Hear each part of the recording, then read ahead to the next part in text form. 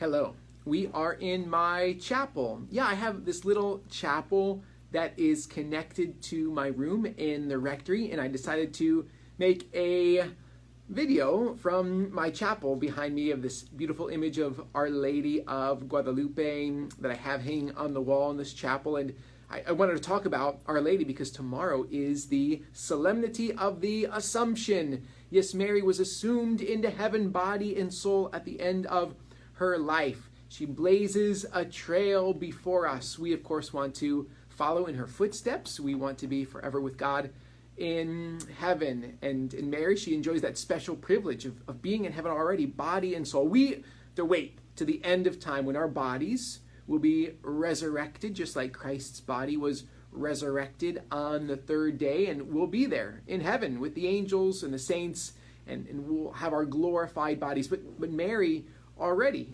she transitioned from this life to the next. She was assumed into heaven already, holy.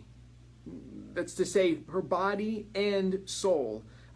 She's with Jesus, her Son, and God the Father, and the Holy Spirit, and the angels, and the saints, and she's praying for us. She's our mom. She's taking care of us from our place in heaven.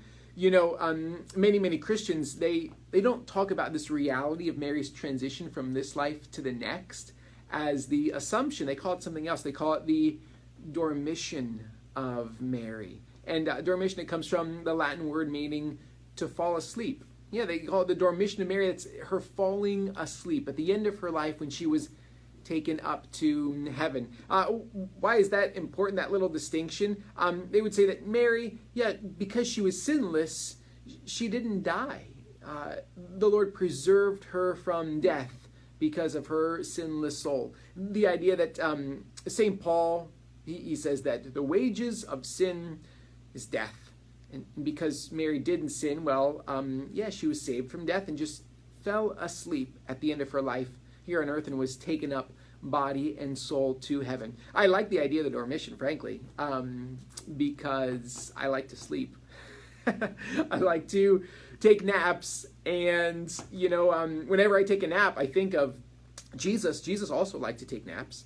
You remember that scene in the Gospels where the storm was raging in the sea and the disciples were there in the boat, and Jesus is also in the boat, but he's sound asleep. He's taking a nap.